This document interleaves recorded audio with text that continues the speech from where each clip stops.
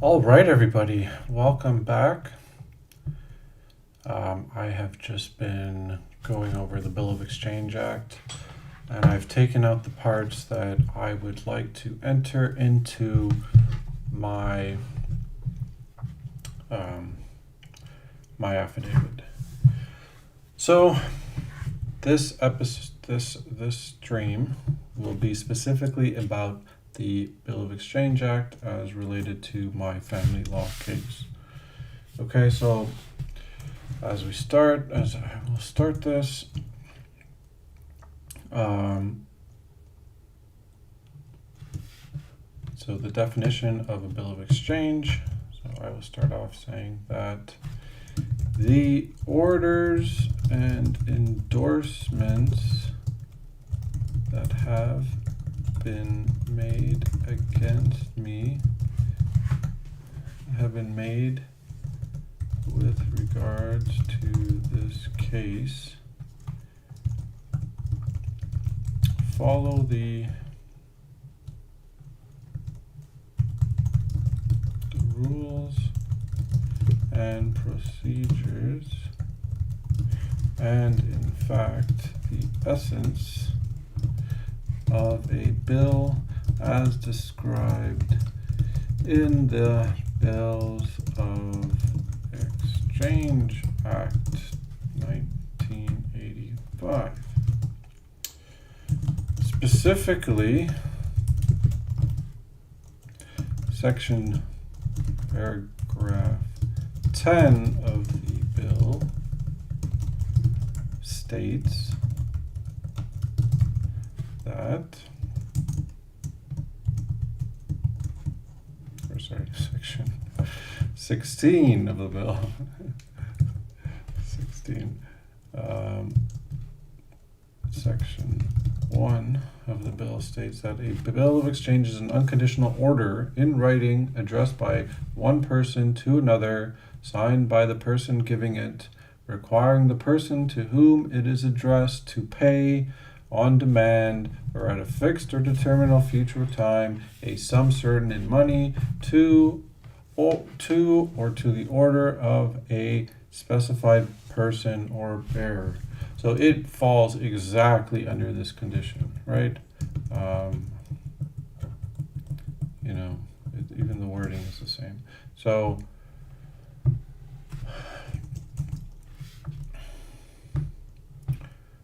and then it also says that maybe I didn't say it, but I think this is good enough. Therefore,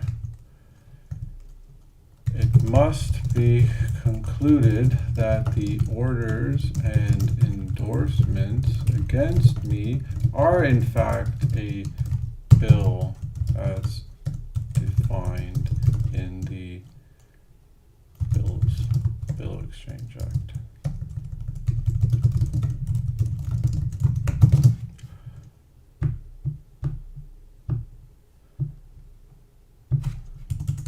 However,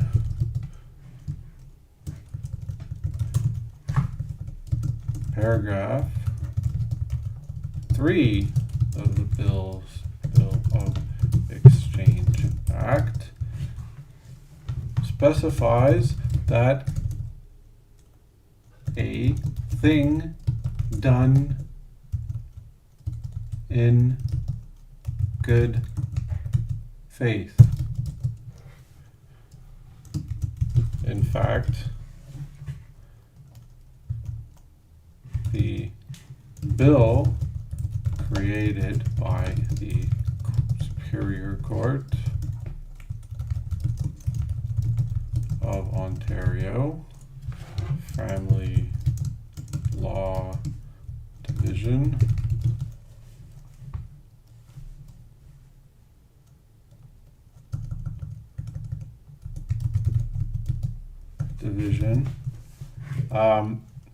was not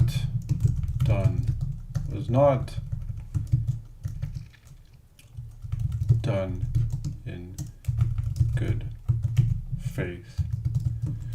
The process was done via coercion and I have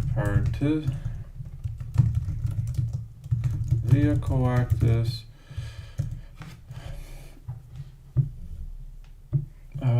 actually they specify, let me see.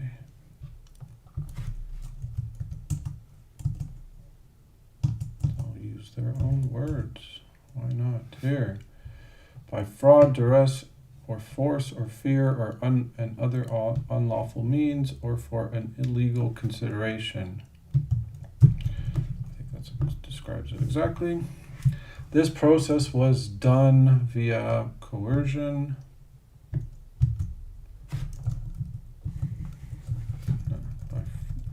via fraud, I like duress or fear, duress, force, and fear,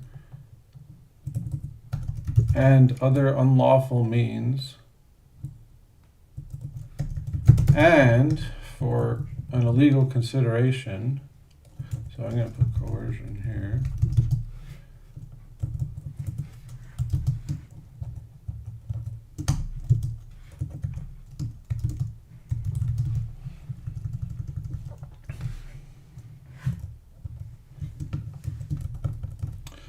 So I think that's clear, right?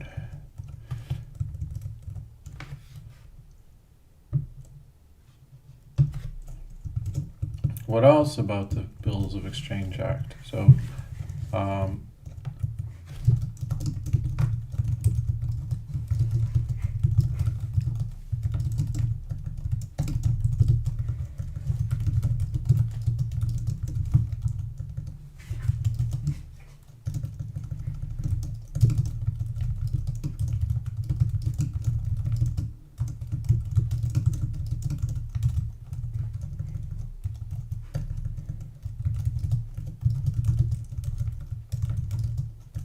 endorsed, I think I spelled that wrong, right? How do you spell endorsed? And endorsed by agents of the Superior Court of Ontario since 2013. You know,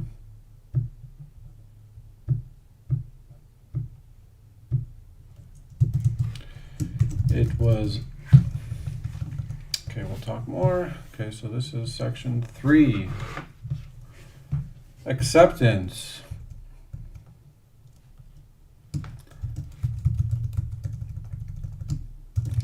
Furthermore, okay, I gotta do these in paragraphs, yeah? So this will be my paragraph 1.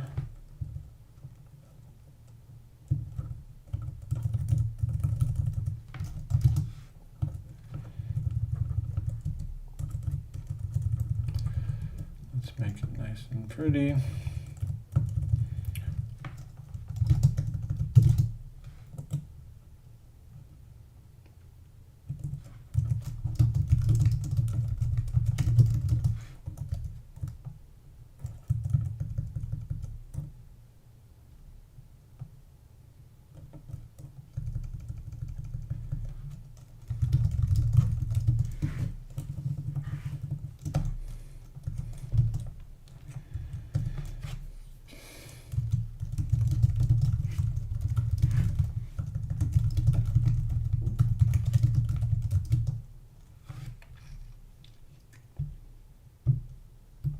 And the terminology involved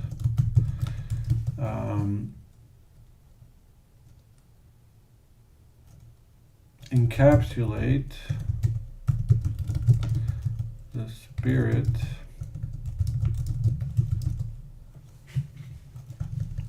and form of a bill of exchange as defined in the Bill of Exchange Act. That's good.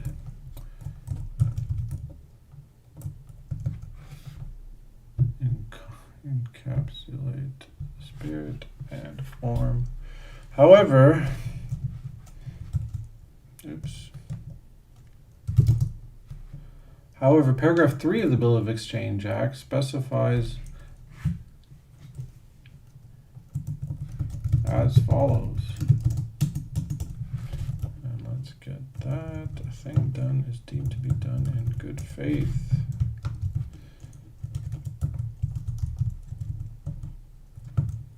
Can I remove that?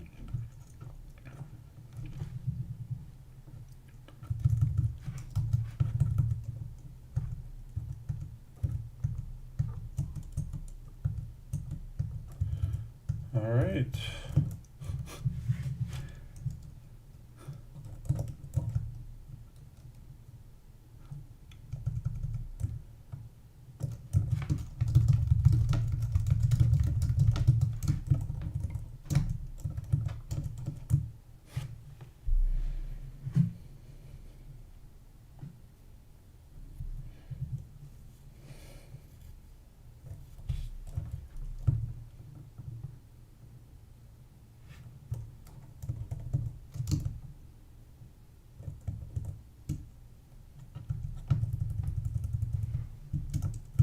Bill created, in fact, the bill created by the spirit of law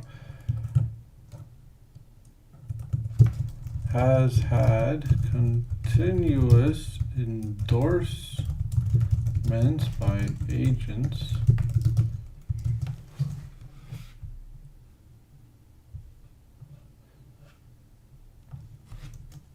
of Superior Court of Ontario since 2013.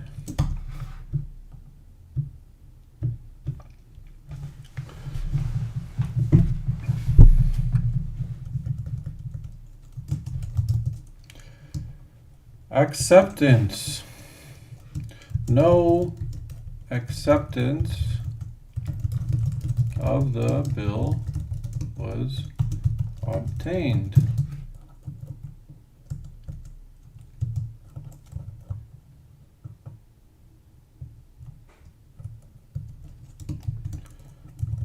So section or paragraph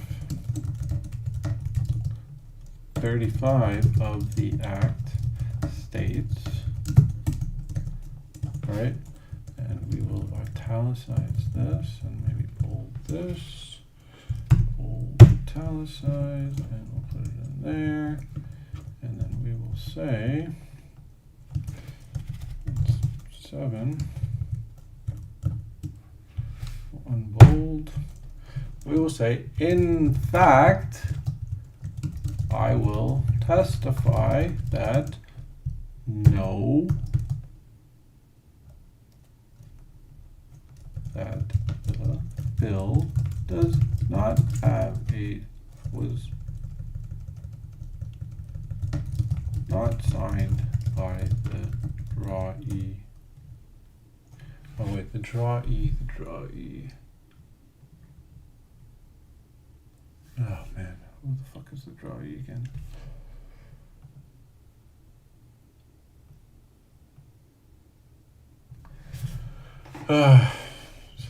I'm the payee. Am I also the drawee?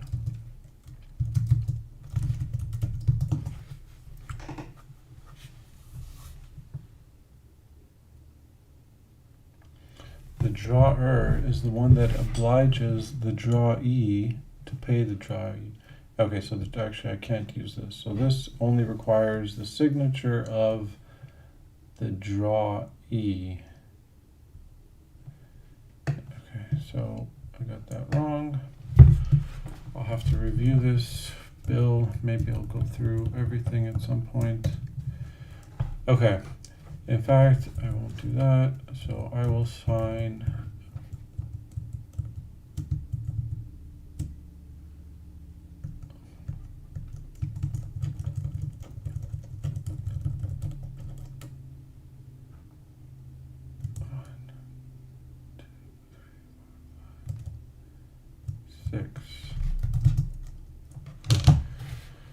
signing in representative capacity.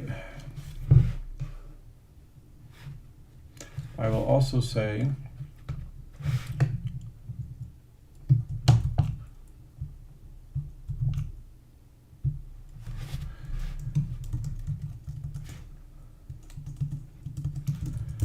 section, paragraph 46, section 1 of the Bill of Exchange Act specifies the following.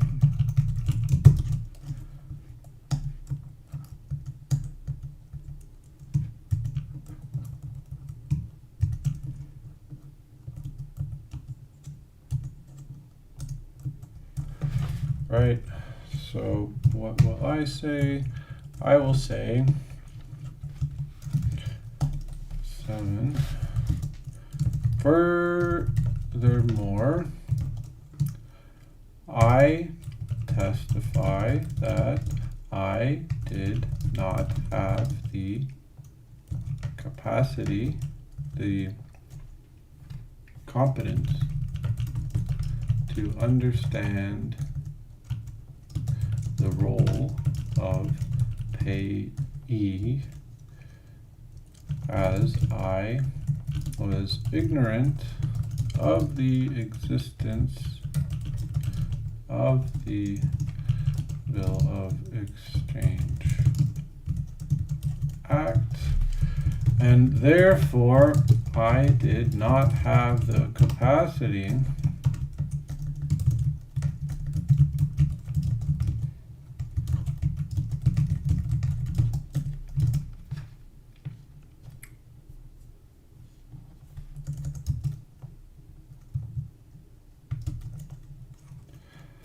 to incur liability. In addition, there is no actual contract signed. Okay, so that's the capacity to incur liability. I wrote that a few times. And then the last section that I want to talk about, I think, is section 51, where a person signs a bill as a drawer, endorser, or acceptor and adds words to his signature indicating that he has signed for or on behalf of a principal or in a representative character. He is not personally liable thereon, but the mere addition to his signature of the words describing him as an agent or as filling a representative character does not exempt him from personal liability.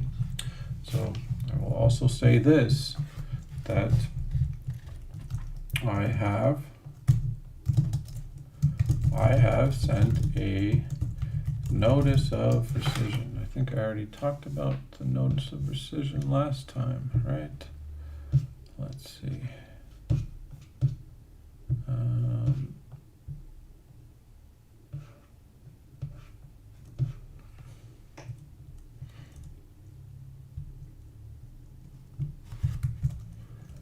Notice of rescission. Yep. So Appendix 1.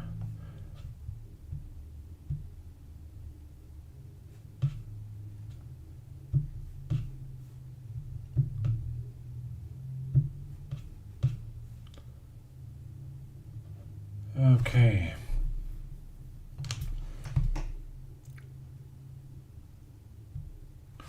A notice of, how do you spell rescission again? Sorry. Notice of rescission. So I have sent a notice of rescission to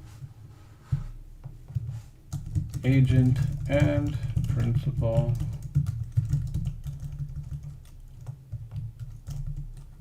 noticing them that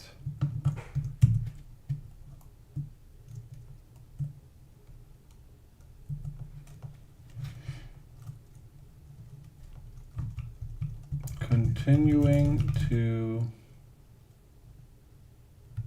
involve me as a party and affixing the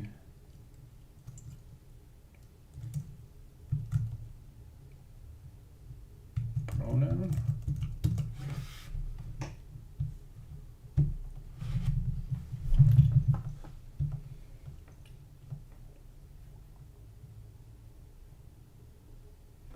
Let me just pull up my notice of rescission quick here.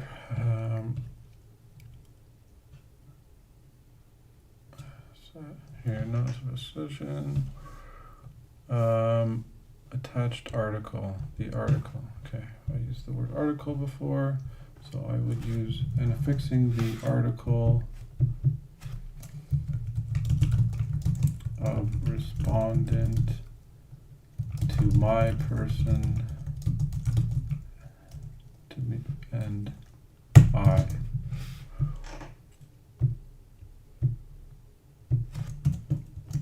So I noticed them that affixing the article of respondent to my person and I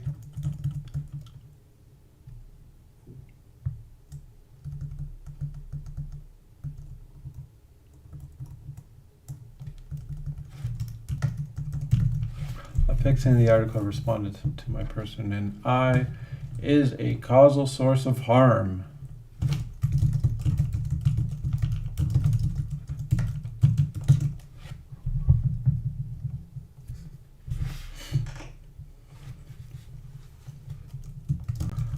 I have inquired about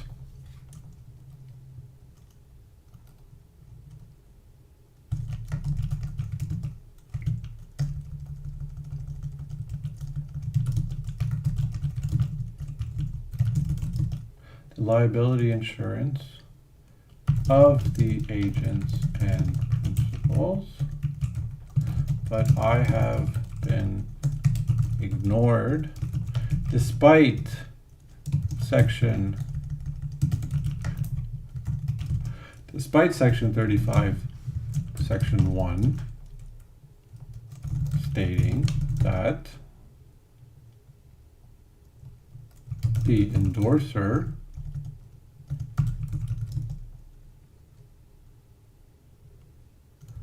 is not exempt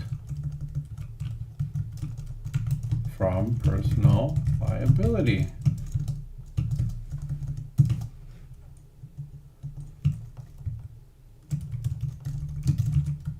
Paragraph 51, section 1 states the following.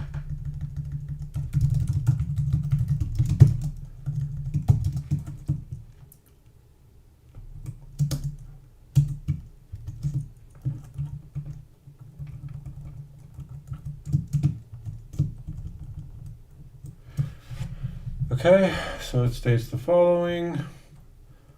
I want to italicize this, I want to bold this.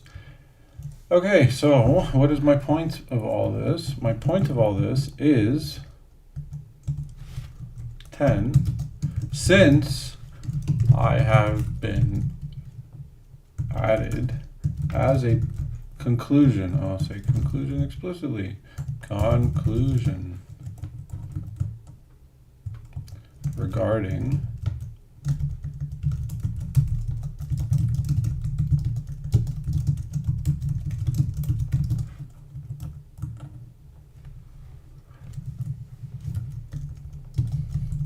since I will testify that this bill was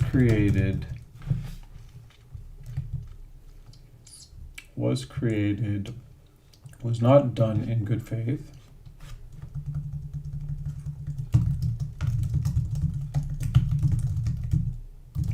and is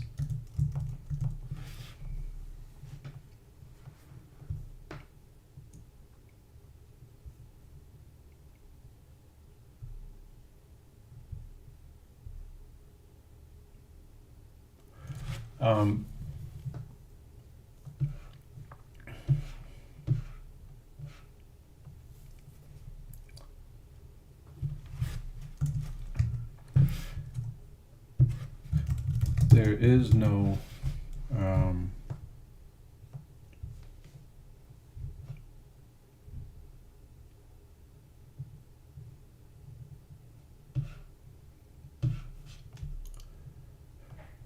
I did not have the capacity. That's what all I want to say. So it's not done in good faith.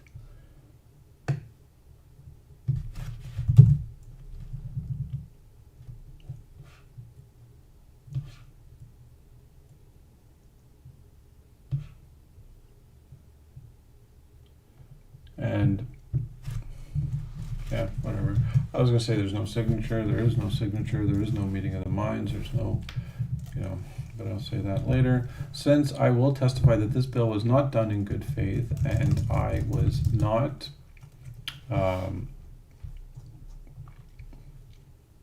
competent to enter into it,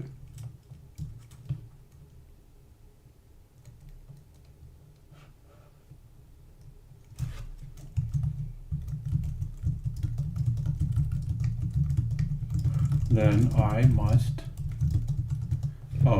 since this was not done in good faith, and since it was done with coercion, where did I say it? Here. Coercion, fraud, duress, force, and fear. For that.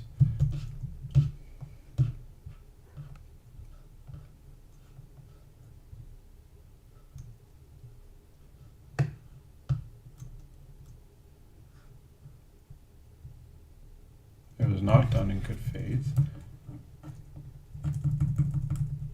It was instead entered into thanks to as a result of coercion, fraud, duress, force, and fear, and other unlawful means, and for an unlawful consideration. Therefore,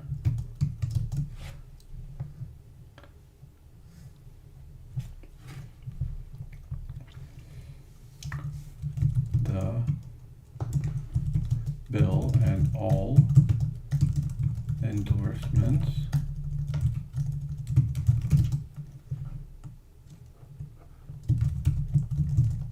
and all resulting endorsements must be discharged immediately and declared null and void. If this is not done as per section 51, subsection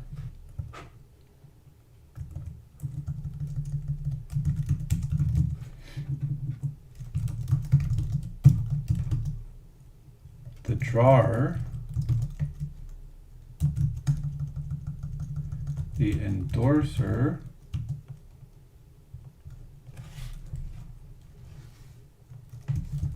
and acceptor are not exempt from personal liability. Okay, so I think that's good enough. Let me know what you guys think. I think it's pretty clear. Like, if you guys are going to create something that is the exact representation in essence and form of a bill of exchange, then you must comply with all the rules of a bill of exchange, right? And one of those bills of a rule of exchange is that it must be done in good faith. So I will testify that it was not done in good faith, that it was indeed done with coercion and under duress and through fraud. Let's see if they can provide, somebody will provide a counterweight.